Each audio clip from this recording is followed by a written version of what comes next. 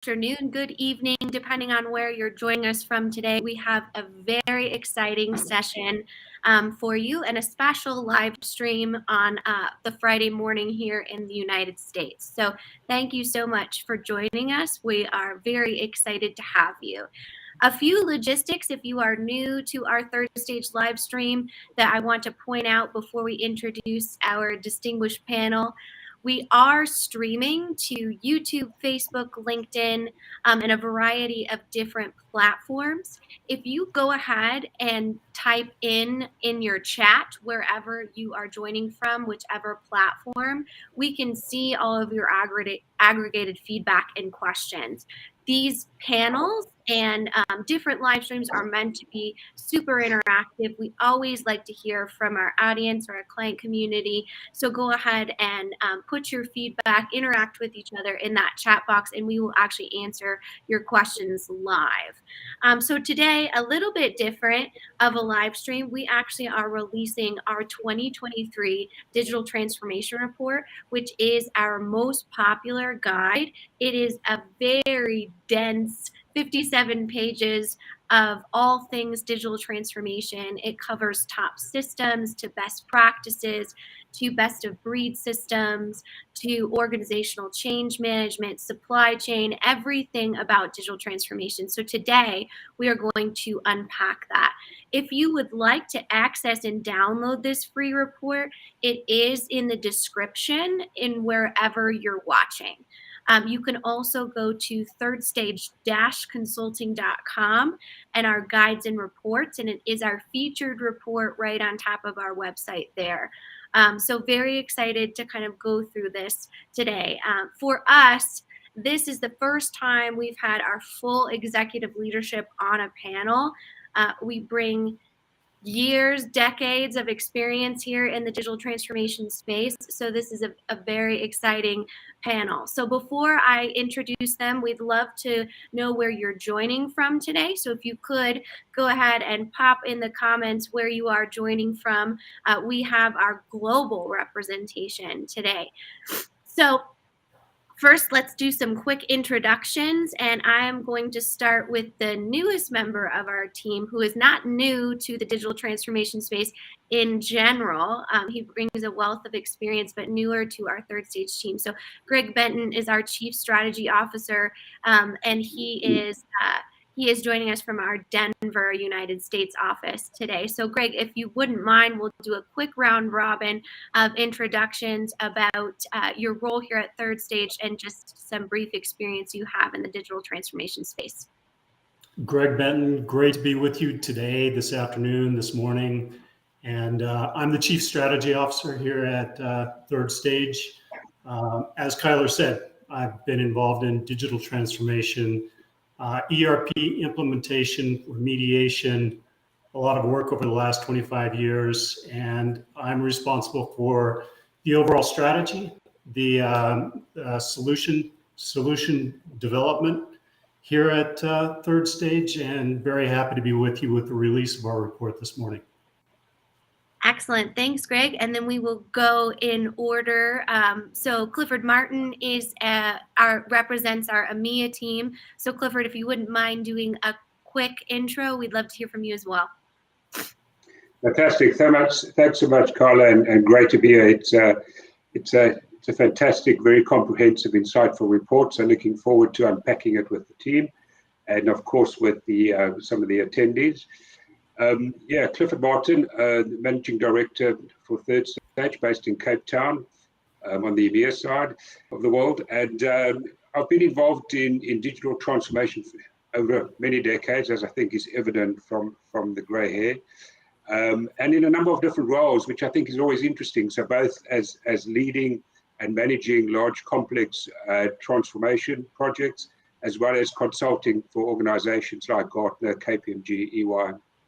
And then the last 2 years or so, very much enjoying the position here at Third Stage and working with our African Middle East clients. Thank you, Carla. Excellent. Thanks, Clifford. And then we will go to, and I'd like to point out, Wayne, that most of our users here are from Australia so far. So they're getting the gold star because they really got the short end of the stick on the time zone. So thank you to all of our Aussies out there. And Wayne, I'll pass it to you for an introduction to our APAC region. Yeah, hi, I'm Wayne Holtham. I'm the Vice President for Third Stage Consulting in the APAC region, so Australia and the rest of Asia. Yeah, like Clifford, I've been around in digital transformations for a number of years, whether it be delivering, whether it be training, coaching, whether it be process development.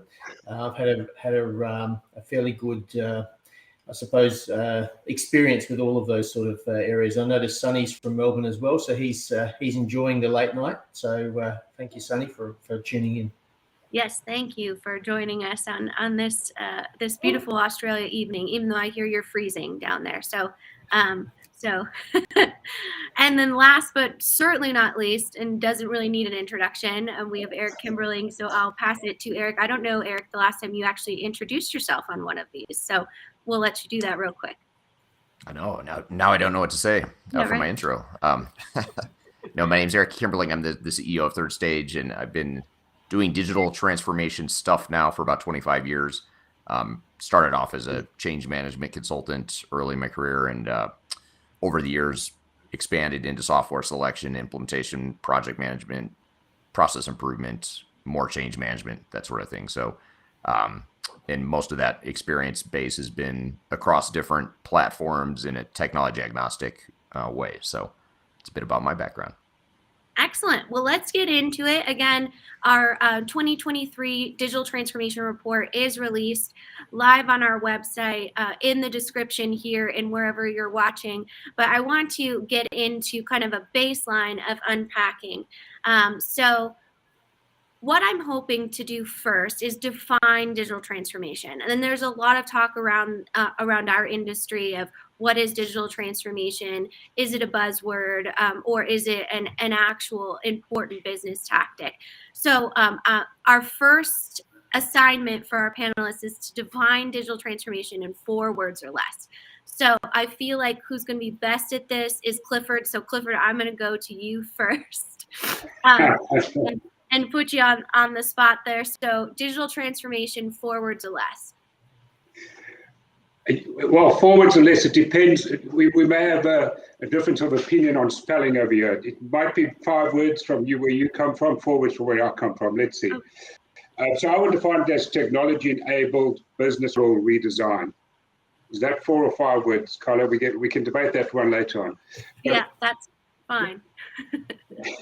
But I think fundamentally important, it is a redesign of the business model, and it has to be. And if we go back to the very simplistic and quite catchy digital transformation phrase, I really do believe it's more about the transformation and what does that really mean. And too often, I think we fall into the trap of doing optimization. So we drive out efficiencies in terms of our standard business processes, and you can do that with legacy ERP. That's not particularly different or new, or doesn't give you any specific great advantage. So I do think it is about using technology, and it's about utilizing technology to change the business model. And what I mean by the business model, to essentially change how we create value, and how we the different products and services we create, how we engage with our customers, and how we define that type of value. So one has to, I think, if it's going to fit the classification of digital transformation, I do believe you have to be fundamentally changing your business model. The products and services you deliver, the channels you engage with customers, and how you define such value for the organization. Fundamentally important. Yeah, very, very good. And Eric, you talk a lot about business transformation. Clifford talked about kind of the digital side and the technology. Is digital transformation truly a business transformation, or can you build on that?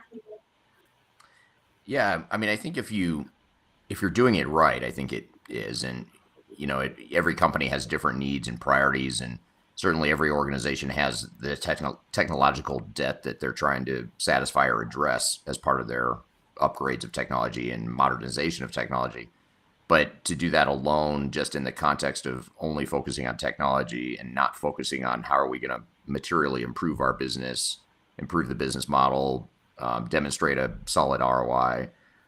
That's the part that's often missing. So I think that's the business piece that really has to sort of lead the charge when it comes to a transformation. And Wayne, how do you establish that ROI or that business value around a digital transformation, kind of more of those solid metrics of measurement? It's interesting because I think, as Clifford mentioned, the key thing is to be able to get a business model, operating principles that actually determine where's the value in your business.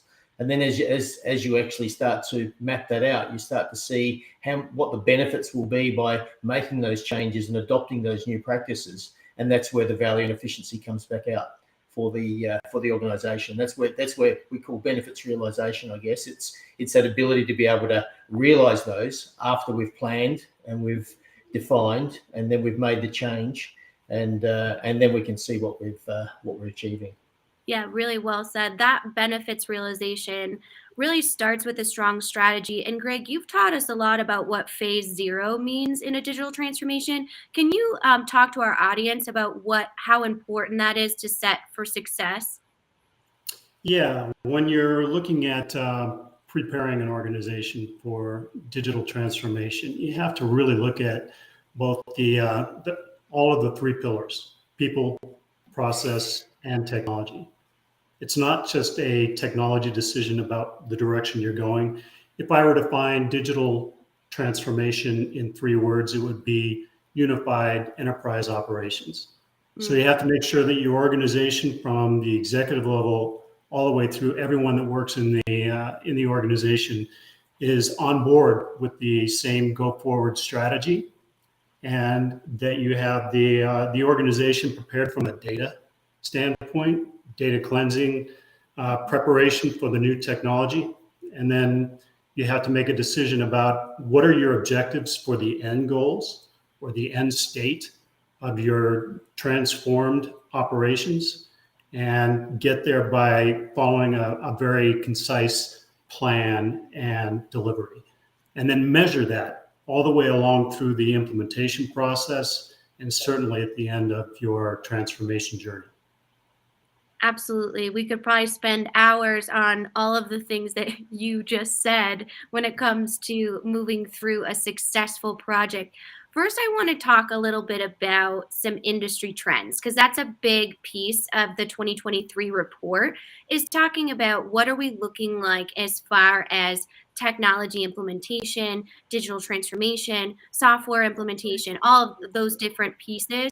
What will that look like kind of in the enterprise area in 2020-30? So I think that's an interesting take, because everyone has different opinions on that.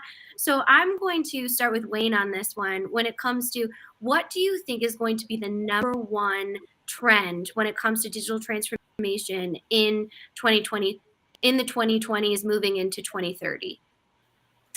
I think there's going to be a shift away from just going and shopping and buying a brand, a software brand as such. I think people are starting to see that, there's a bit more to transformation than just installing another brand sort of thing, or creating an update. It's more than that.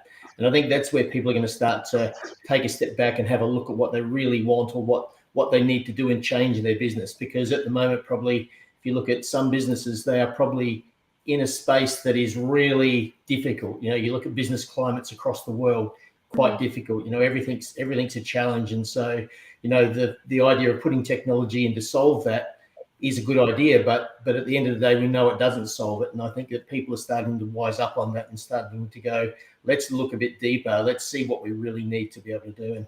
And that seems to be a trend that we're seeing in our area. Absolutely. And Eric, what about those emerging technologies? How are businesses going to prepare to have things like AI, predictive analytics, those types of different pieces kind of within their strategies for technology implementation?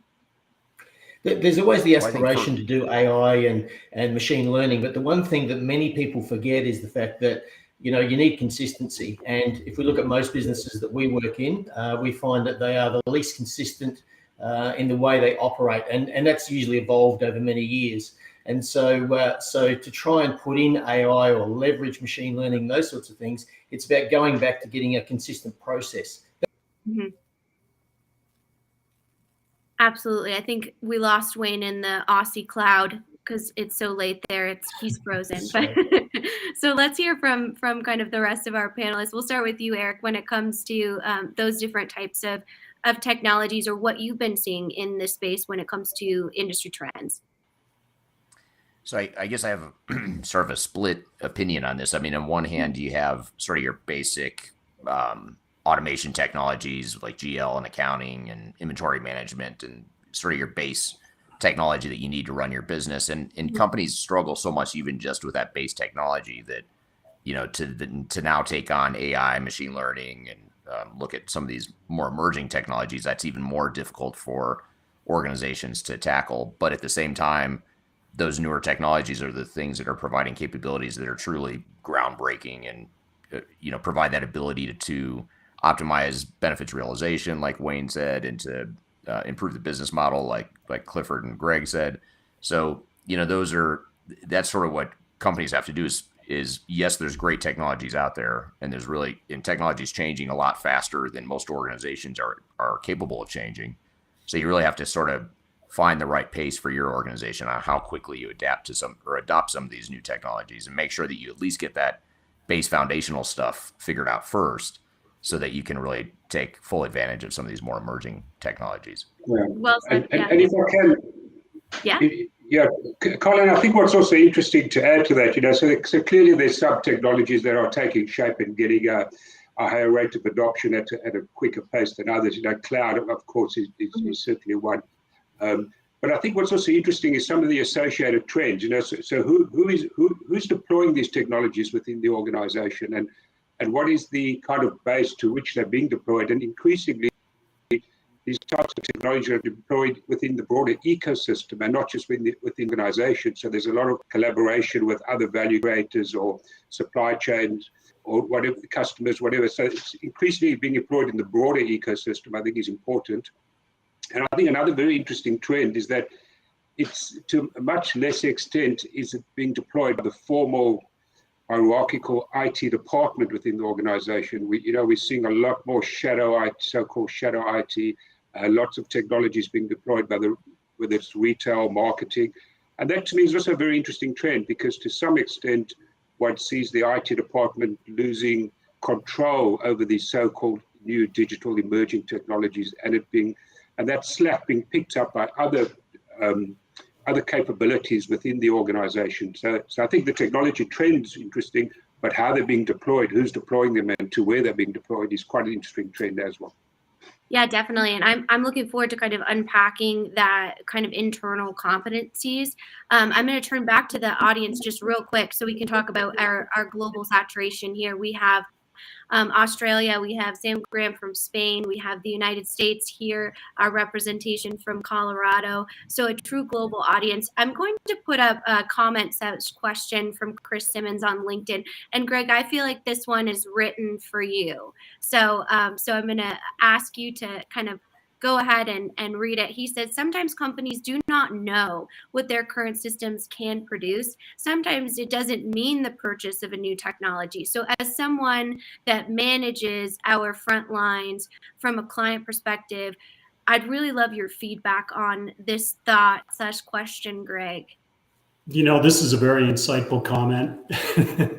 The fact that you're looking at a digital transformation for the organization doesn't necessarily mean that you take everything that you've had that has been working well and eliminate it or replace it.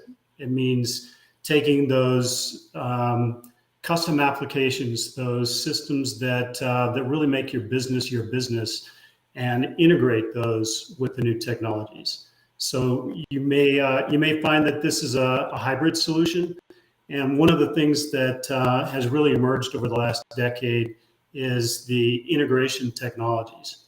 So the platforms being cloud-based actually allow for a lot more integration with legacy systems, with other ancillary applications and solutions that really help you in terms of your overall operational standards and go forward. So again, getting back to that preparation of the organization, the strategy, and the phase zero, understanding exactly what you need to keep, what you need to preserve and go forward with as a new system is the overall phase zero approach. Mm-hmm. So I think that I hope that answers the question. Absolutely. I think that's great. And we really need to build out more of that phase zero understanding, because it is truly the most fundamental piece to set you up for success. So moving into kind of talking through these trends, we've seen a lot of conversation in the marketplace regarding best of breed systems. So a specialized system, a supply chain management, warehouse management, versus a full ERP system. So I want to do, again, a round robin style to say, is it going to be best of breed or a full ERP suite moving into 2023? So Wayne, let's start with you. I think that it's going to be a best of breed. It seems to be one of those areas that people are looking for, because there are failings in it trying to put a single ERP platform in. I probably don't tend to agree with that fully, but I see a lot of companies are wanting to go that way, where they actually want to get something that's specialized and suits their needs and really is focused. The challenge you have is trying to bring the two together and get them to work effectively. And that's I think that's the bit, as people actually embark on that journey.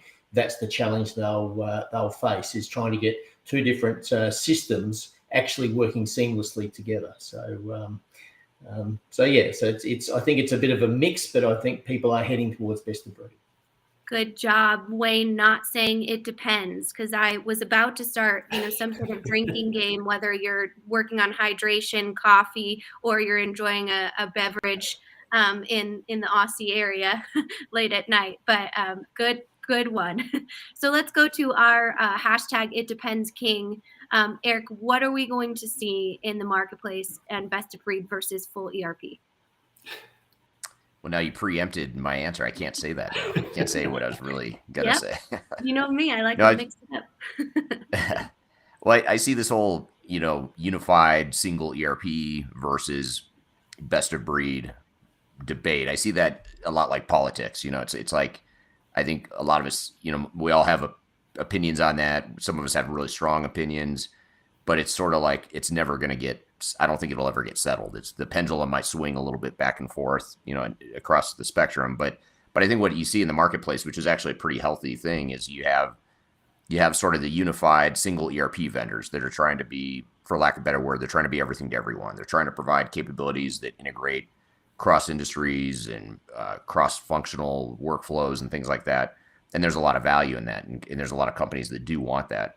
But given the fact that ERP systems can't be everything to everyone, and there's always going to be vulnerabilities and weaknesses within that model, you're going to get upstart vendors that are going to come attack those vulnerabilities and provide something better, in certain pieces of a unified ERP. So you look at companies like Salesforce on the CRM side or Workday on the human capital management side. That's exactly how those companies became so prominent, is because they went after the vulnerabilities of ERP systems. Salesforce said, we can provide a better CRM system, and Workday said, we can provide a better human capital management solution than most big ERP vendors. And so you see this tension and constant swinging of the pendulum in the market, where for all the advances that ERP makes, there's always going to be vulnerabilities and weaknesses within that model. You're going to have other software vendors that come in and try and attack that and provide a better mousetrap. And so I think what it does, excuse me, is it provides a lot of options for organizations. So the good news is you have a lot of options. You don't have to, pick just one size fits all model. You could have a hybrid. You could pick single ERP. You could go with best of breed. A lot of it just depends on. Oh, sorry, I just accidentally said it. I was trying really hard not to say it depends, but a lot of it depends on. I just. It was so hard for me to not say it depends in that entire response. But anyway, so it does depend, though. It depends on what your strategy is and what you're trying to accomplish. But the good news is I think there's always going to be lots of options. And I think that pendulum is going to always swing back and forth between the preferred model for organizations. Absolutely. And we say it depends a lot here at Third Stage because of that business advocacy. That's what we come into the room to do, because we are so focused on making our client community successful. So ITs are specifically our executives, because I have that audience to do so when it comes to saying depends. But it truly is kind of our model here. So building on that, I'm going to go to you, Clifford, and I'm going to bring up from Sam Graham, who I've said multiple times, I feel like you and Sam would be really good friends. Sam is a main audience contributor and a guest blogger for us, and I'm kind of going to evolve this to the conversation topic. So making companies more efficient doesn't necessarily making them more effective. So in this best of breed ERP argument, when we talk about what Eric just mentioned, the Workdays, the Salesforce of the world, that might make you more efficient in that specific area of the business. But does that make you more effective in building ROI and business value when it comes to the overall enterprise? Yes, it touches on a number of points, Carla. And let me first say that I think the interesting thing when one looks at organizations that are primarily best of breed versus single monolithic type ERP, I find it fascinating that they have often not arrived there through an informed ERP or digital transformation strategy. You know, it kind of happened a little bit by default very often, and that's quite interesting. And in many instances, it talks to the type of decision making and governance model that one has, specifically in broader or complex organizations. So I certainly think there's a little bit more science needed, a little bit. One has to start with that digital transformation strategy and ensure that you understand why you're embarking on a particular route, whether that might be best, which will suit certain organizations, or suit certain subsidiaries within an organization, or certain parts of an organization, the more customer facing versus the more back office commodity type business processes. But it's often not as a result of an informed strategy. So I think there's a great opportunity to assist organizations in making those types of decisions. In terms of the efficiency, effectiveness thing, absolutely comes back to the business benefit realization debate that we started the session with. And I do find that it's a little bit sad, but more often than not, where the organizations become more efficient and more effective, it's often by default rather than by design. We started with these grand ideas in the business case, very comprehensive, wanting to drive out certain qualitative benefits, both efficiency and effectiveness. And often organizations are just lucky to go live and just satisfied that they've actually taken this project live. And then they kind of rest on their laurels and declare victory. And we never really get to unpack those benefits, whether it's efficiency or effectiveness type benefits. So I think lots of scope to assist organizations actually achieve either of those benefits. Absolutely. Definitely well said on the benefits realization. Greg, I'm going to do a question for you again, more of a comment here. So Sunny from our Aussie area says ERP is a dinosaur. Changing your ERP is not necessarily digitizing your transformation journey. My view is API and the power of API is what brings the transformation. You kind of talked about the integration piece and that technology coming and emerging in the marketplace. So what's your thoughts on Sunny's comment? Sunny, I think we're kindred spirits here. I believe that ERP has been enterprise resource planning, right?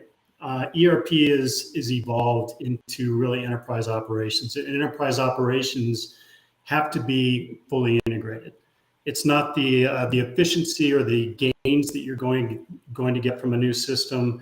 It really is having the data sources from your entire enterprise being able to work together so that you can make decisions about how the business needs to move forward, so that you can take advantage of some of the process automation that you create with your enterprise operations. And enterprise operations and ERP are surrounded by ancillary applications and systems. And of course, those need to be connected by APIs, by cloud-to-cloud connection, by the entire interoperability platform that you create as you go forward with the digital transformation.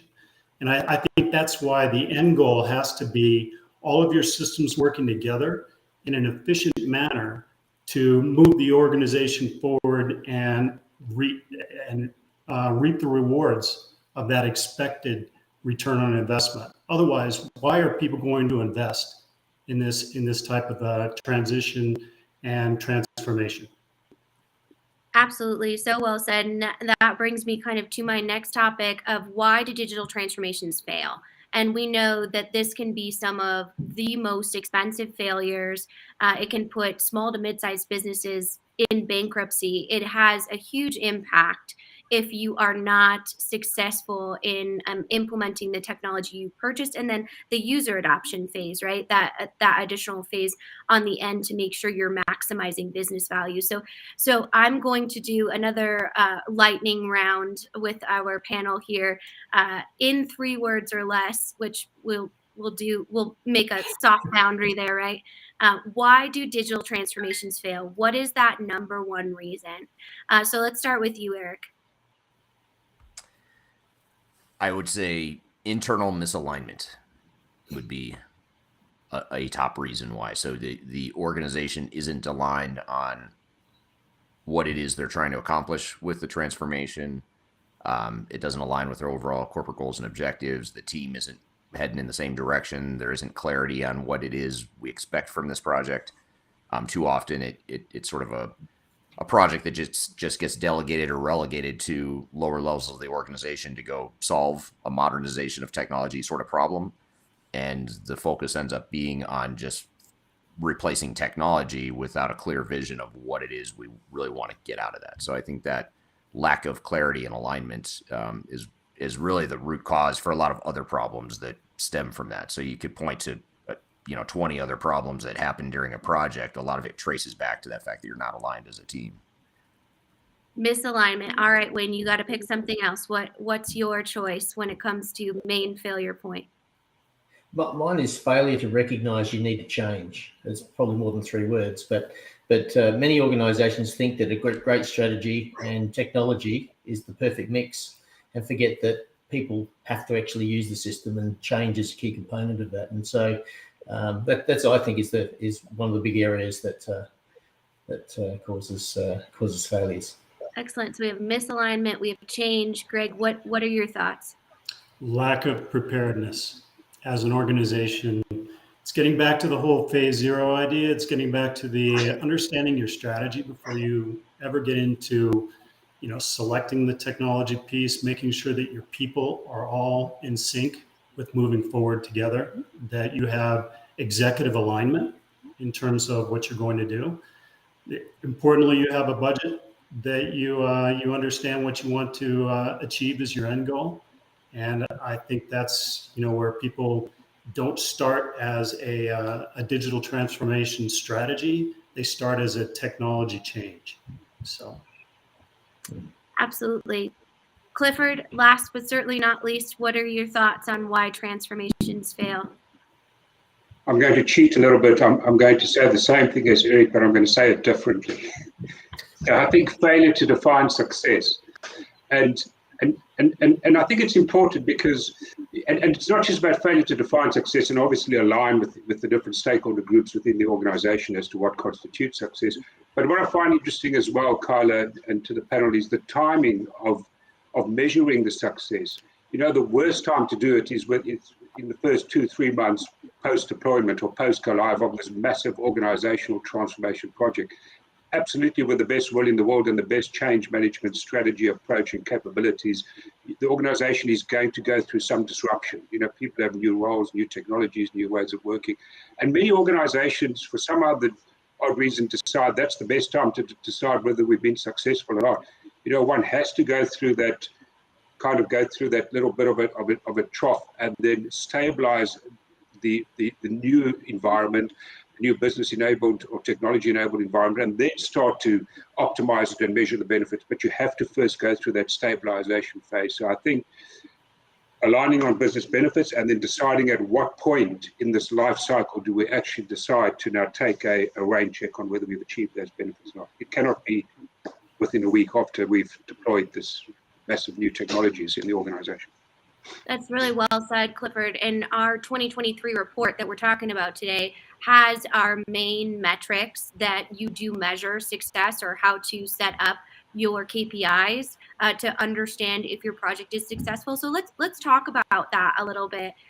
So Eric, what are some main KPIs or metrics that you should be measuring, and when should you be taking that measurement, to Clifford's point, to quantify the success of your digital transformation?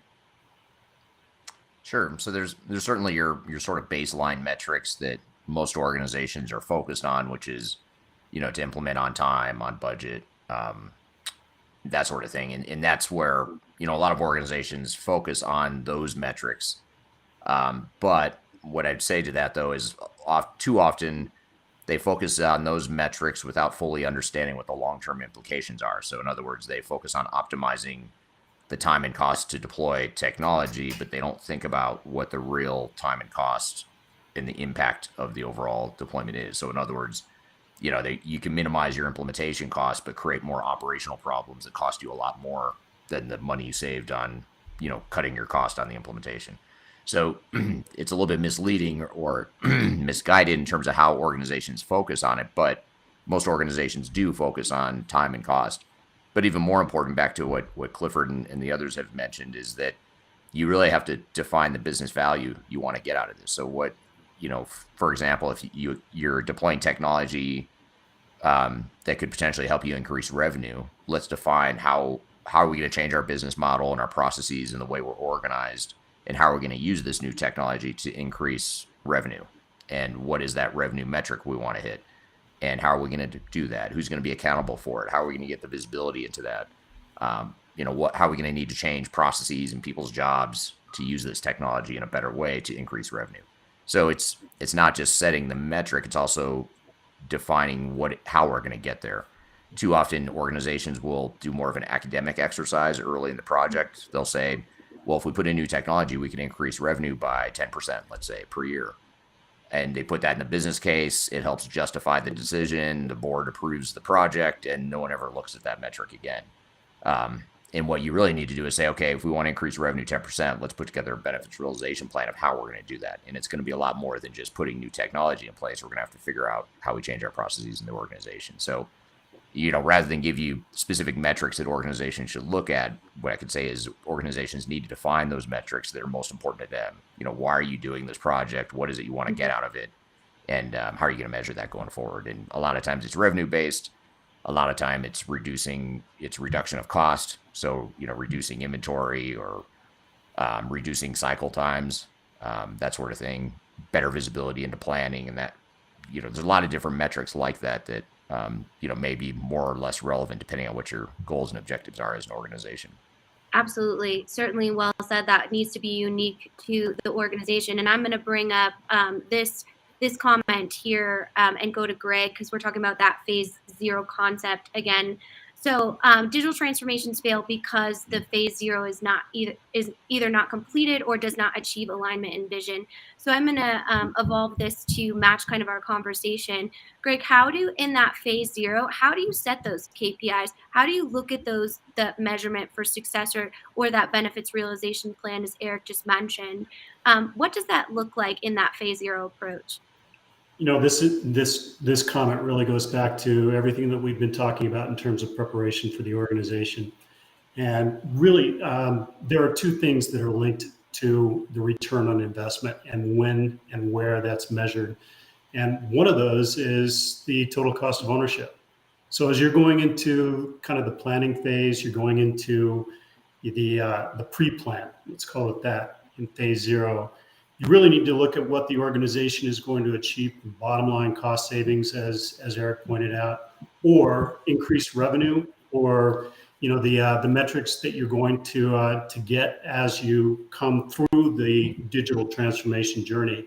And that can be quantified as a business model, a total cost of ownership over the next 1 year to 5 to 10 years in terms of your overall journey. And then that can be equated to benchmark achievement of those metrics all the way along.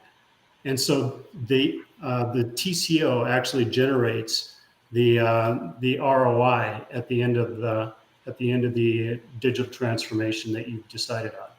And that requires a very comprehensive phase 0 and approach to preparedness of the organization to move forward. Absolutely. I think that's very well said. And again, some great insight in that 2023 report. It is, if you're just joining us, it is in the description for each one of our live streams today, and also at thirdstage-consulting.com in our thought leadership guides and reports. So definitely be sure to check that out, because what Greg's saying here and that ROI of digital transformation, all of that really dense content and valuable content is involved in there. So I want to talk a little bit about what you touched on, Greg, and talk about specifically cloud. Cloud is a huge trend. A lot of what we're seeing in the digital transformation space is migrating to a cloud. We talked to Eric, you talked to Lisa Pope earlier this week, the president of Epcor, and what that looks like as far as cloud migration from a vendor standpoint. So I want to talk about unpopular opinions, because that's my favorite thing to do. So I'm going to go to you first, Clifford. Is cloud less expensive or more expensive for different organizations? Are we still subject to the rule that we're not allowed to say it depends? Well, Eric's fans are roasting me on the internet, so I'm not Eric got away with that already. So I'm not canceled, but you can say it depends. I'll allow it. Okay. No, that's fine, Carla. So it does often come down to how one defines expensive, because some organizations purely put all their technology deployment and decision making within a capital type of budget. Some are happy to go for more OPEX or subscription based, which of course cloud SaaS type solutions lend themselves to. And that's often sometimes easier to get approved, because it doesn't require the same level of authority or the same depth of business case or justification. So once again, I don't think it's always based off an informed decision as to how organizations end up, with either on-premise or something in the cloud, or a particular multi or single tenant SaaS type model. Certainly, we know that the vendors are pushing cloud, and I do think that it comes down to what do you as an organization want, and what trade-offs are you willing to make from a cost perspective. So if we do want a high degree of flexibility, we have concerns about data security, as many organizations do, and we prefer our software and our data to be sitting on a server in our basement. It kind of feels more comforting, and we have more control over it. Even if that's a little bit more expensive, as it often is these days, I do find that organizations will tend to gravitate towards that type of decision, even though it may be a little bit more expensive. So I think a lot of these decisions are being made for other reasons, often sometimes emotional reasons, and just an inability to change, rather than based on purely, the TCO business case, if you want. So Absolutely. Yeah, that's what I'm seeing.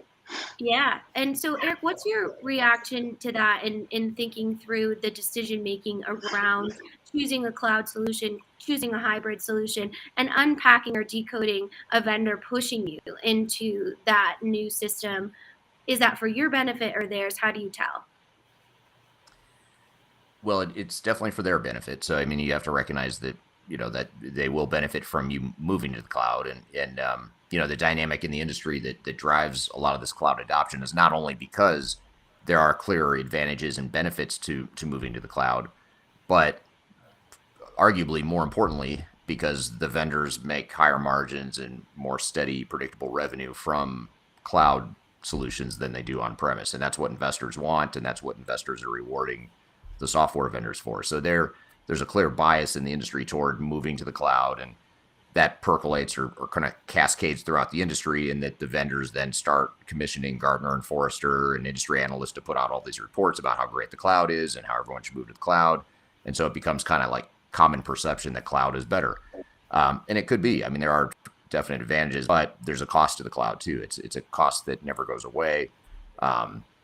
Typically, it's a higher annual cost that you're paying to the vendors. Excuse me, I have very bad allergies today, so I apologize for the constant coughing here. But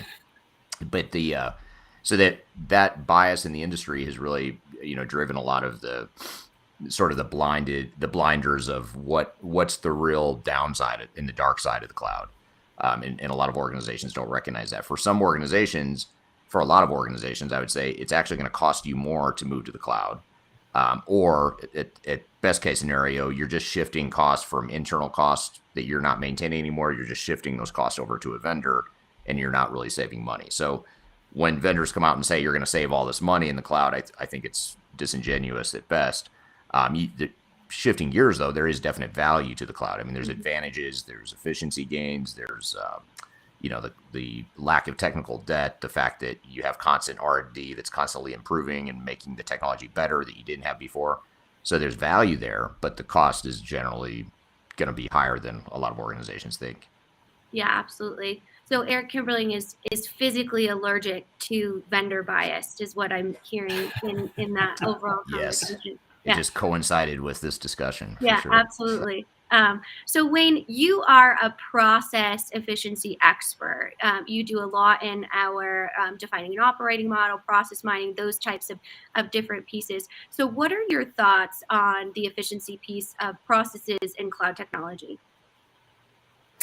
I think it's becoming more and more important to actually have good process and understand your processes and get consistency of processes.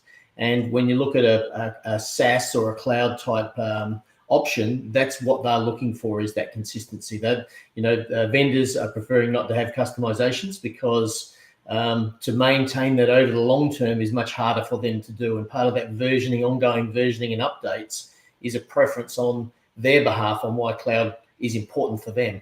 Not necessarily you as a client, they sell it as a benefit, but that's one of the things that is a benefit to them. And process and having standardized, consistent process is what that's based on.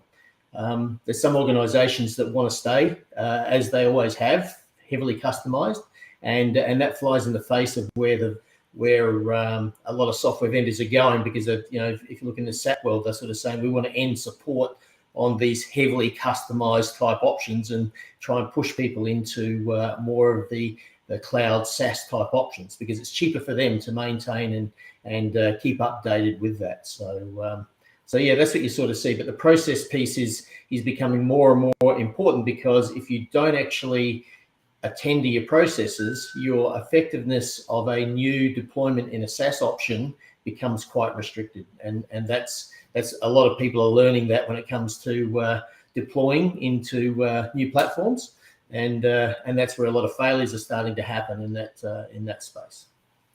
Absolutely. And Greg, as you are often our North Star when it comes to strategic partnership and vendor communication, you keep us kind of level set.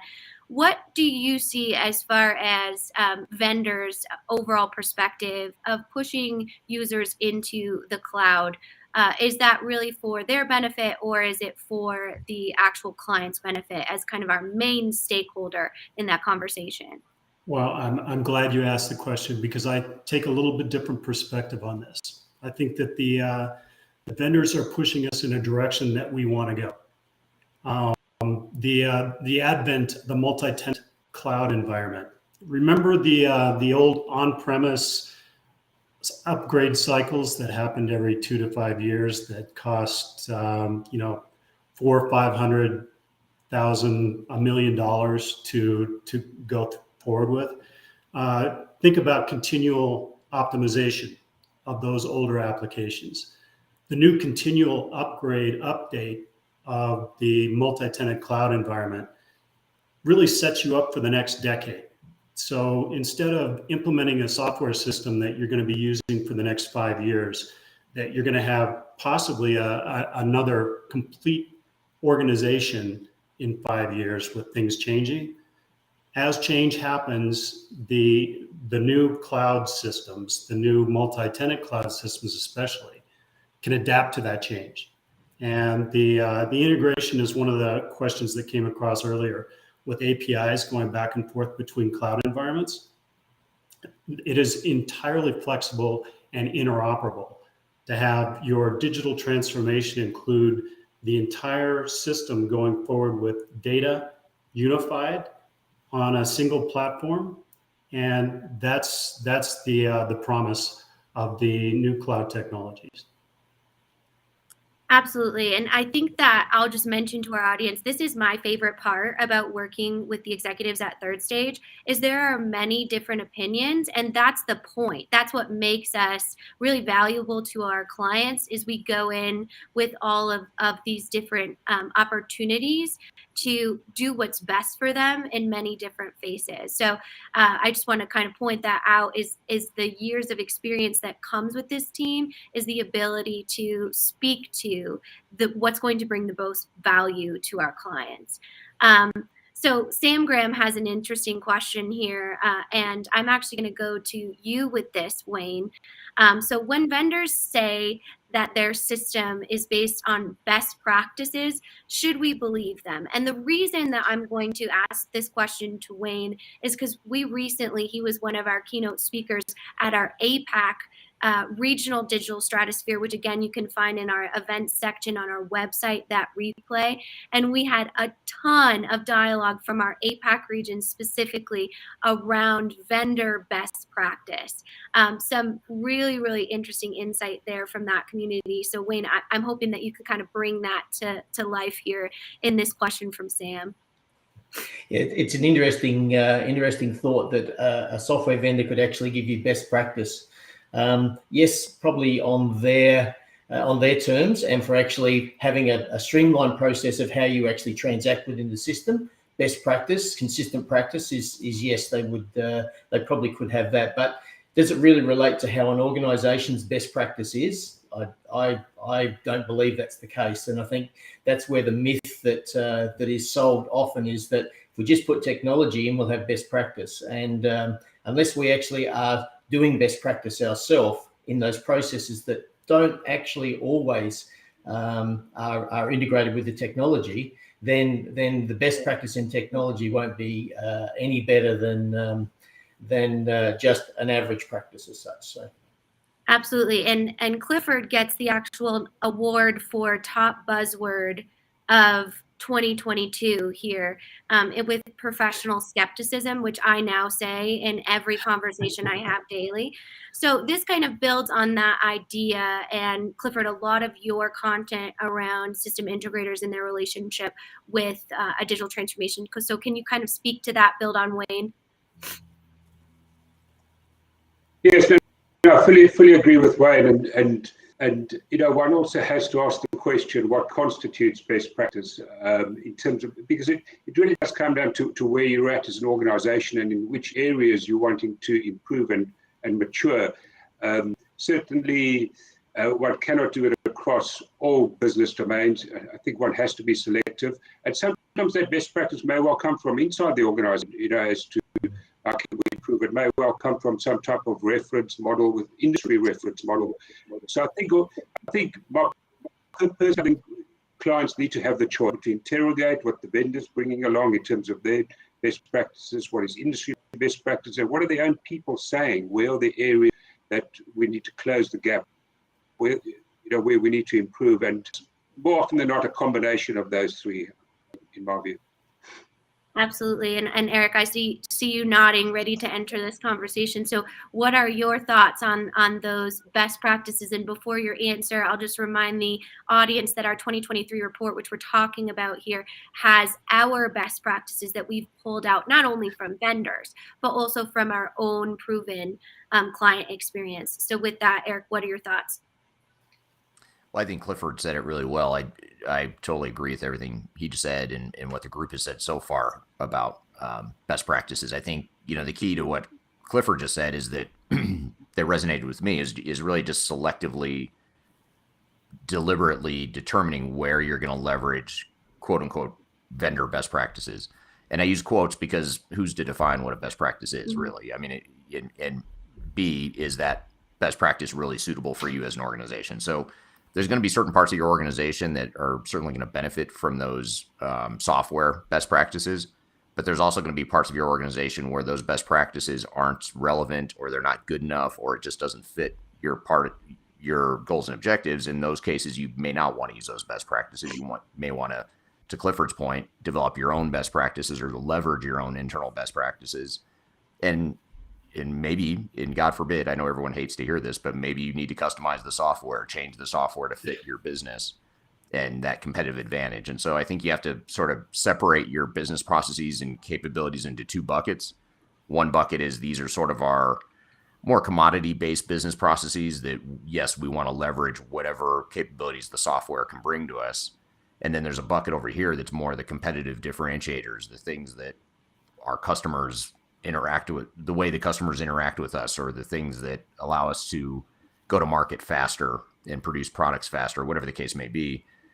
Those areas are where you're really going to want to dial in on your own internal best practices, define what those business processes should look like, then figure out how the technology fits in within that, rather than just leveraging software best practices. Absolutely. And that customization piece, Greg, I'm going to bring up this comment because it kind of goes off of your last talk track.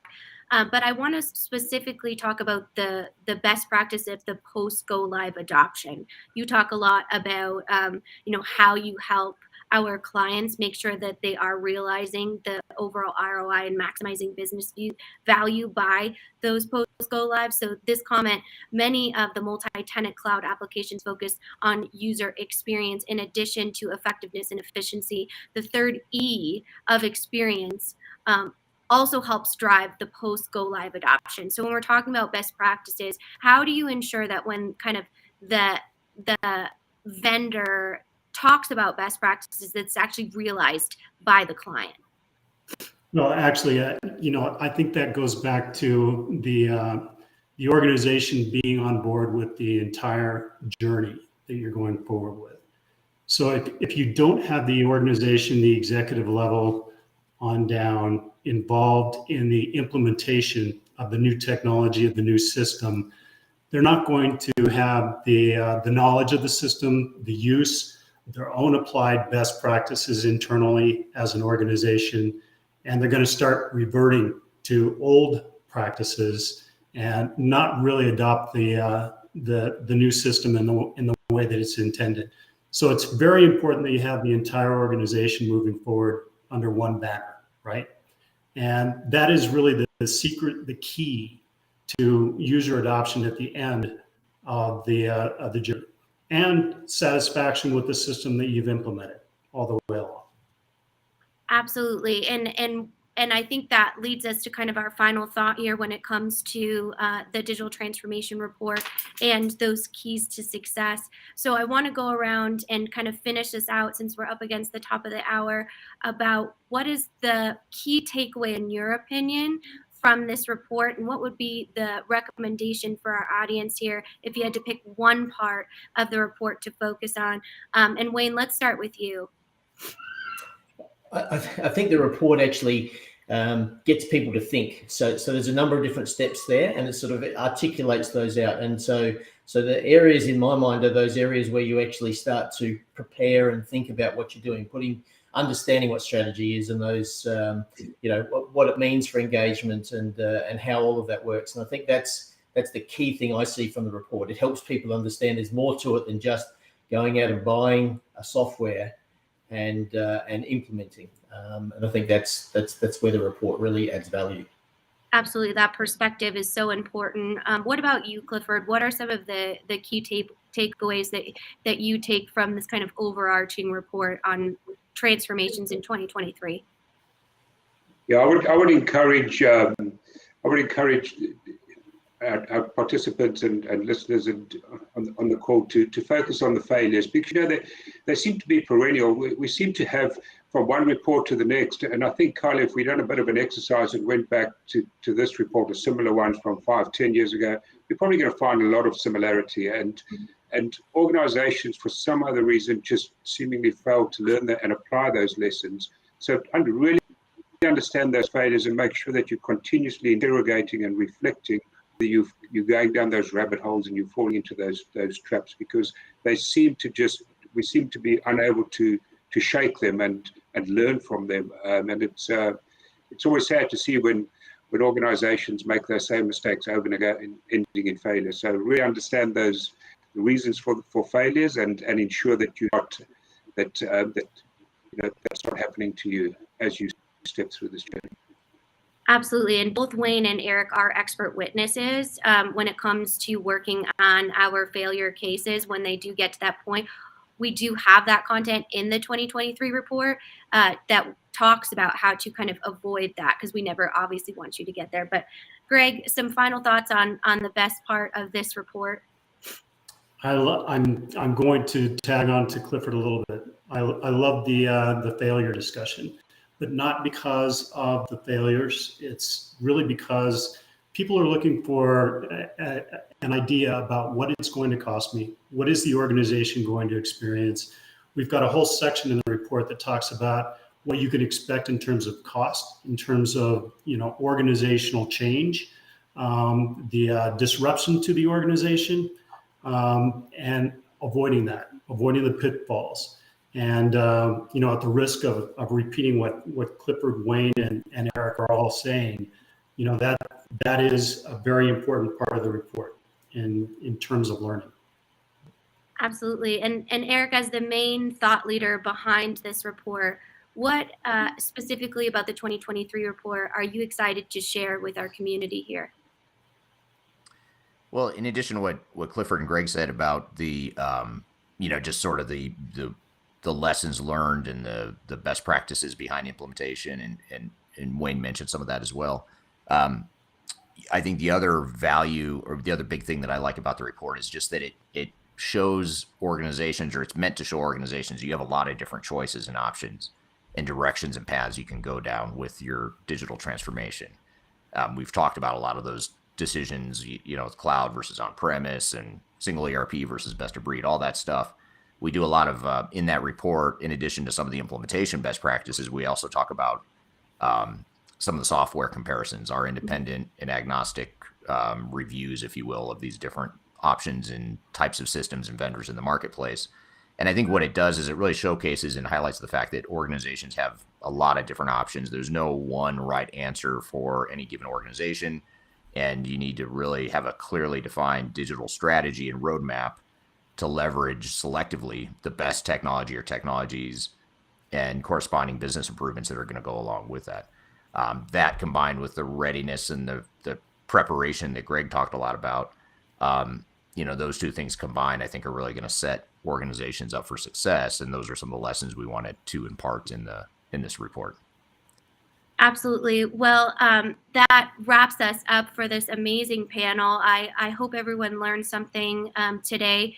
I highly recommend connecting with these four thought leaders on LinkedIn. Their names are right here. Again, we had Eric Kimberling, Clifford Martin, Wayne Holtum, and Greg Benton here with us today. Such an amazing panel. We're talking about the 2023 Digital Transformation Report, available on thirdstage-consulting.com. in our guides and reports, also in wherever you're getting this, either podcast or live stream. It's in the description as well. You can go ahead and download it. We'd love to hear your thoughts. You can email us directly to talk about what your thoughts are, or to share some feedback, because we always obviously love to hear from our audience. Looks like Sam's taken the report with him on holiday, so you can take some light reading if you want to be able to do that. But we so appreciate our guests and audience joining us today, and all of the amazing user and thought leader feedback. Just a reminder, we do have live streams with Eric every Tuesday morning, and then with me on Thursdays and Fridays. Next week, we'll be talking about system architecture with one of our top consultants here, Mitch Otteson. So please feel free to join us there by subscribing to our channel. So thank you again all for joining us, and have a great weekend or start to your Friday morning here in the United States. Yep. Thank you, everyone.